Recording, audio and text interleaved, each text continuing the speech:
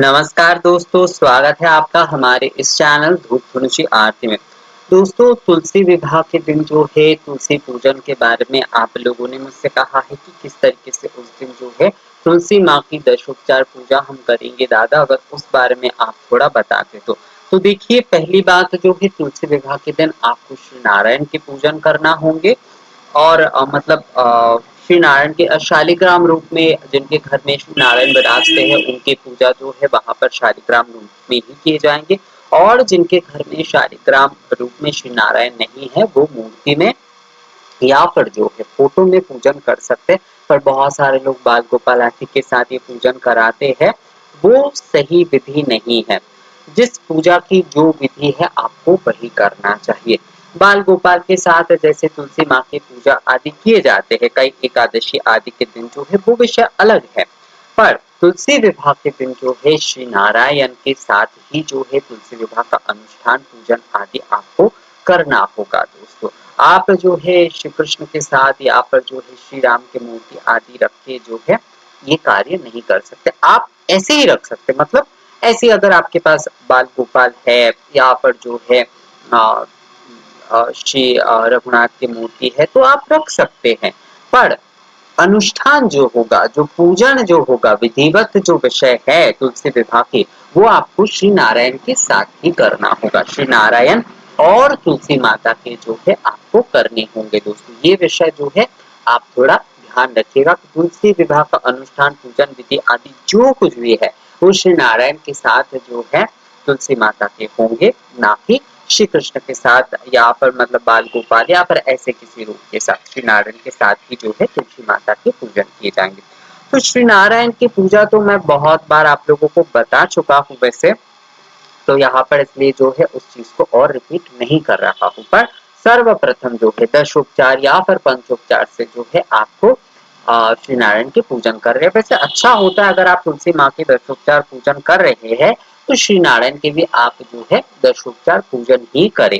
तो नारायण पूजा जो है दशोपचार विधि के साथ करने के बाद जो है दशोपचार विधि के साथ अगर आप तुलसी माँ की पूजा कर रहे हैं तो उसमें सर्वप्रथम जैसे कि आपको पाद्य प्रदान करना होगा।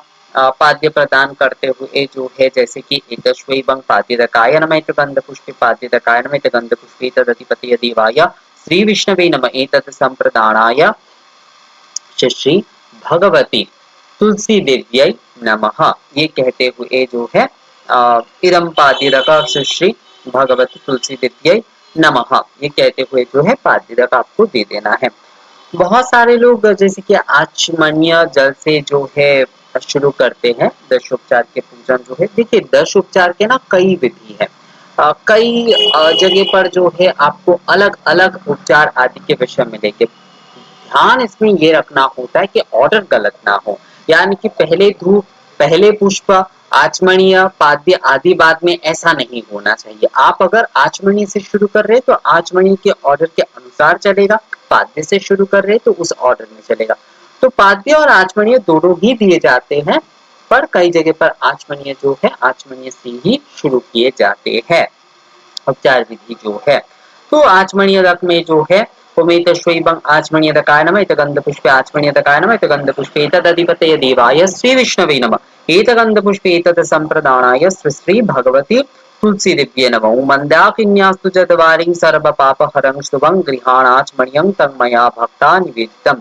इदम् आचमनीयं श्री भगवती तुलसी दिव्यै इदम् आचमनीयं भगवती तुलसी दिव्यै नमः ये कहते हुए जो आचमनीय आपको समर्पण कर देना है। देखिए, ये जो सारे मंत्र आदि है ना, जो हमारे पीडीएफ वाले जो वीडियो है उसमें आपको ये सारे मंत्र आदि सभी मिल जाएंगे, तो आप लोगों को वहां से इसे नोट करना पड़ेगा। पीडीएफ वाले जो भी सारे वीडियो आदि है उसमें आपको जो है इस मंत्र का जो है आपको नोट करना है। मोस्टली जो होता है ये सारे के सारे मंत्र जो है सेम ही होते, थोड़ा बस इधर उधर होते हैं दोस्तों, पर ज्यादातर जो है वो सेम ही होते हैं।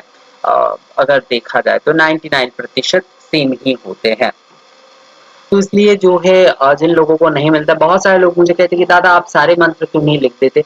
सारे मंत्र सारे वीडियो में लिखना बहुत मुश्किल की बात है, क्योंकि उसके लिए एक बहुत बड़ी समय की जरूरत होती है और उससे वीडियो तो लंबा होगा ही, मैं शायद आप लोगों को जो है हफ्ते में एक वीडियो शायद दे पाऊँ उससे जो है। तो इस कारण से जो सारे मंत्र मौजूद है उसे आप देख लीजिए, और अगर फिर भी आपको कोई कंफ्यूजन आती है तो आप मुझे कमेंट करके या मेल करके बताइए। इसके बाद जो है आचमनीय प्रदान करने के बाद जो है आभरण दिए जाएंगे। तो आचमनीय प्रदान करने के बाद आभरण, आभरण में जो है उमेतश्वैवं रत्नाभरणाय नमः गंधपुष्पे रत्नाभरणाय नमः गंधपुष्पे तदधिपते देवाय श्री विष्णवे नमः तत्संप्रदानाय श्री श्री भगवती तुलसी दिव्य नमः। ओम दिव्य रत्न समायुक्त वह्निभानु समप्रभा गात्राणि शोभैश्वन्ति अलंकार सुरेश्वरी इदं रत्नाभरणम श्री श्री भगवती तुलसी दिव्य नमः। ये कहते हुए जो है आभरण जो है वो आपको माँ को प्रदान कर देना है। अब जो है सिंदूर, बहुत सारे लोग कहते हैं कि तुलसी माँ को तो सिंदूर या कुमकुम जो है वो नहीं चढ़ता है, पर तुलसी विवाह के दिन चढ़ाए जाते हैं। तो इसमें जो है आपको बोलना है एतश्वैवं सिंदूराभरणाय नमः गंधपुष्प सिंदूराभरणाय नमः गंधपुष्पे तदधिपते देवाय श्री विष्णवे नमः तत् संप्रदानाय श्री श्री भगवती तुलसी दिव्य नमः। ओम रंजनम सर्वलोकानां प्रिया परमायुधम परमायुतम सिंदूर तिलकम ते हट्य ललाट मंडलम इदम सिंदूराभरणम श्री श्री भगवती तुलसी दिव्य नमः। ये कहते हुए जो है सिंदूर आपको अर्पण कर देना है। इसके बाद जो है गंध यानी कि चंदन अर्पण करना है। उमेतश्वैवं गंधाय नमः गंधपुष्पे गंधाय नमः गंधपुष्पे तदधिपते देवाय श्री विष्णवे नमः तत्संप्रदानाय श्री श्री भगवती तुलसी दिव्य श्री श्री भगवती तुलसी दिव्य नमः। ओम शरीरं ते न जानामि चेष्टं नैव नैव च मया निवेदितं गन्ध्यान प्रतिगृह्य विलिप्यतम् एष गन्ध श्री श्री भगवती तुलसी दिव्यै नमः। पुष्प ओमेतश्वैवं पुष्पाय नमः गन्धपुष्पे पुष्पाय नमः गन्धपुष्पे तदधिपते देवाय श्री विष्णवे नमः गन्धपुष्पे तदसंप्रदानाय श्री श्री भगवती तुलसी दिव्य नमः। ओम पुष्पं सुमनोहरं दिव्यं सुगन्धिदेव निर्मितं विद्यमाग्रीअं देवी दत्त्य प्रतिगृह्यतम् इदं सचंदन पुष्पं श्री श्री भगवती तुलसी दिव्यै नमः। अक्षत ओमेतश्वैवं अक्षताय नमः गन्धपुष्पे अक्षताय नमः गन्धपुष्पे तदधिपते देवाय श्री विष्णवे नमः तत्संप्रदानाय श्री श्री भगवती तुलसी दिव्ये नमः। ओम अक्षतान निर्मलान शुद्ध्यान चंदन समन्वितम मया निवेदिता भक्ता पूजार्थं प्रतिगृह्यतम् इदं सचंदन पुष्प अक्षत श्री श्री भगवती तुलसी दिव्यै नमः। अब जो है पुष्पमाल्य ओमेतश्वैवं पुष्पमाल्य नमः एतश्वैवं पुष्पमाल्य नमः एतश्वैवं पुष्पमाल्य नमः एतगन्धपुष्पे पुष्पमाल्य नमः एतगन्धपुष्पे तदधिपते देवाय श्री विष्णवे नमः एतगन्धपुष्पे तत्संप्रदानाय श्री श्री भगवती तुलसी दिव्यै नमः। ओम सूत्रेण ग्रथितं माल्यं नाना पुष्प समन्वितं श्रीयुक्त शोभनं माल्यं गृहाण परमेश्वरी एतद चंदन चर्चित पुष्प माल्यम श्री श्री भगवती तुलसी दिव्यै नमः। ये कहते हुए जो है तुलसी माँ को जो है आपको पुष्पमाल्य अर्पण कर देना है। अब जो है धूप ओमेतश्वैवं धूपाय नमः, धूप मतलब धुंची धूप।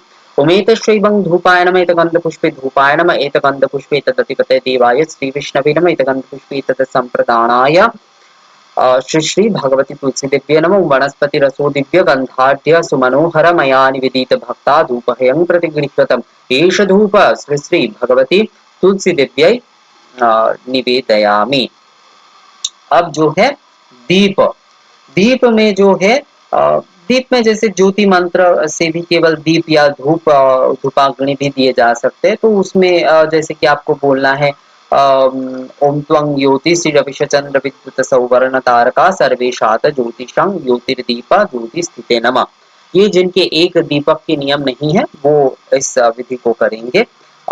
धूप ज्योति या फिर जो है ज्योति प्रदर्शन के माध्यम से जो है ये करेंगे।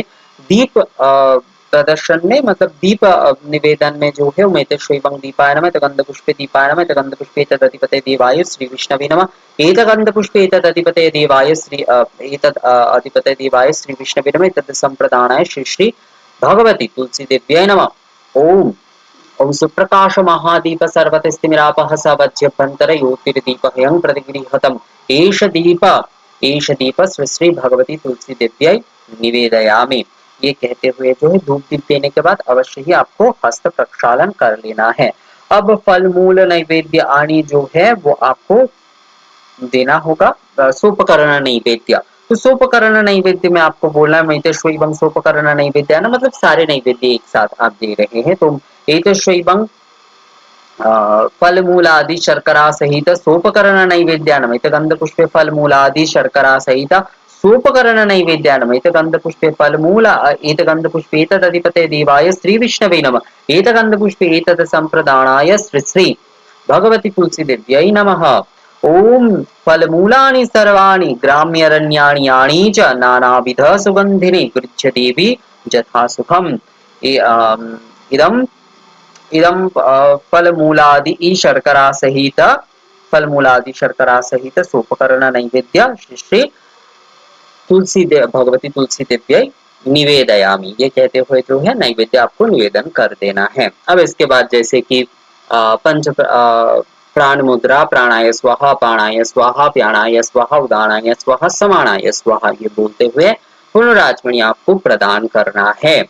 तो पुनराचमणी प्रदान में ओमेतश्वैवं पुनराचमणी तकाय नमः गंध पुष्प पुनराचमणी तकाय नमः गंध पुष्पे तदधिपते देवाय श्री विष्णवे नमः गंध पुष्पे एतद संप्रदानाय श्री श्री भगवती तुलसी देव्यै नमः। ओम मन्द्याकिन्यास्तु जदवारि कर्पूरादि सुवासितं विहाना पुनराचमणीयं मया भक्ता निवेदितम् एतत् पुनराचमणीयम् इदं या फिर एतत् पुनराचमणीयं श्री श्री भगवती तुलसी देव्यै नमः, ये कहते हुए जो पुनराचमणी प्रदान करते हुए अब जो है आपको जो मतलब तेजस आधार आदि आप दे रहे हैं तो उसमें आपको बोलना होगा ओम एतश्वैवं। अगर तेजस आधार दे रहे हैं दक्षिणा आदि के, बहुत सारे लोग दक्षिणा आदि देते हैं, तो विशेष पूजा में जैसे तेजस आधार आदि देने का चलन है तो उसमें तेजस फल मूल आदि गोटा नारियल के साथ जो है देना होता है। तो उसमें ओम एतश्वैवं तेजसाधाराय नमः गंध पुष्पे तेजसाधाराय नमः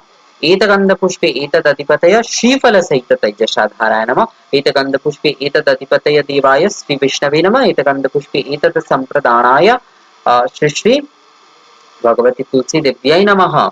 ओम इदम श्रीफल सहित तेजसाधारं श्री श्री भगवती तुलसी देव्यै नमः, ये कहते हुए जो तेजसाधार जो है वो आपको निवेदन कर देना है। अब धूप अनुवासन अगर कर रहे हैं तो उसमें जैसे कि ओम एतश्वैवं धूपचि धूप अनुवासेन नमः एतश्वैवं धूपचि धूप अनुवासेन नमः एतश्वैवं धूपचि धूप अनुवासने नमः एतगंध पुष्पे धूपचि धूप अनुवासने नमः एतगंध पुष्पे एतदधिपतये देवाय श्री विष्णवे नमः एतत् असंप्रदानाय, या फिर अनुवासेन धूपचि धूपाय नमः धूपचि धूप अनुवासेन नमः बोल सकते हैं, या फिर जो है एतश्वैवं अनुवासेन धूपचि धूपाय नमः, ये ज्यादा अच्छा लग रहा है ना, तो इसको अनुवासेन धूपचि धूपाय नमः एतश्वैवं अनुवासेन धूपचि धूपाय नमः एतगंध पुष्पे अनुवासेन धूपचि धूपाय नमः एतगंध पुष्पे एतदधिपते देवाय श्री विष्णवे नमः एतगंध पुष्पे एतत् संप्रदानाय